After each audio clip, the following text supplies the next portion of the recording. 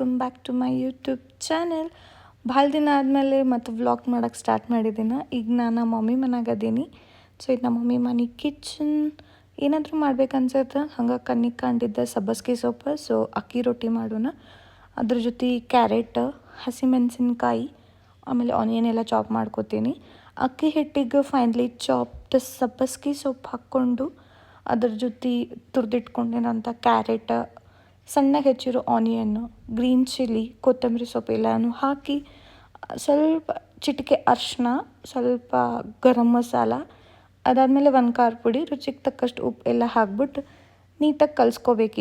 ಇದನ್ನೆಲ್ಲ ಇಂಗ್ರೀಡಿಯೆಂಟ್ಸ್ ಕಲಿಸ್ಕೊಂಡು ಮೀನ್ಮೇಲೆ ಒಂದು ಕಡೆ ಬಿಸಿ ನೀರು ಕಾಯಕ್ಕೆ ಇಡಬೇಕು. ಅಂದರೆ ಇದು ಕುದಿ ನೀರು ಹಾಕಿ ಕಲಿಸ್ಕೋಬೇಕಾಗ್ತೈತಿ.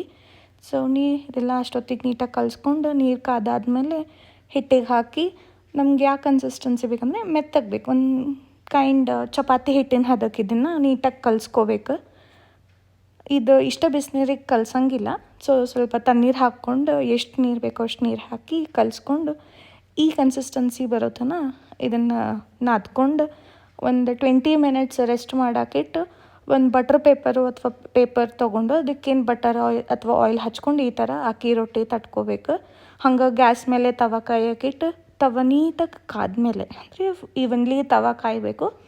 ತವ ಕಾದಾದ್ಮೇಲೆ ಎಣ್ಣೆ ಹಾಕ್ಬಿಟ್ಟು ಈ ಥರ ಅಕ್ಕಿ ರೊಟ್ಟಿನ ಹಾಕಿ ಎರಡೂ ಕಡೆ ಎಣ್ಣೆ ಹಾಕಿ ಬೇಯಿಸ್ಕೊಂಡ್ರೆ ರುಚಿಯಾದ ಸಾಫ್ಟಾದ ಅಕ್ಕಿ ರೊಟ್ಟಿ ಸವಿಯಲು ಸಿದ್ಧ. ಯಾರ್ಯಾರೆಲ್ಲ ಟ್ರೈ ಮಾಡ್ತೀರಿ ಹೇಳ್ರಿ. ರೆಸಿಪಿ ಇಷ್ಟ ಆತಂದ್ರೆ ಲೈಕ್, ಶೇರ್, ಕಮೆಂಟ್ ಮಾಡಿರಿ. ಹಂಗೆ ಟೇಸ್ಟ್ ನಿಮ್ಮ ಮನ್ಯಾಗ ಹೆಂಗೆ ಬಂದಿತ್ತು ಅಂತ ಹೇಳಿನೂ ಕಮೆಂಟ್ ಮಾಡಿರಿ. Till then take care, bye, see you.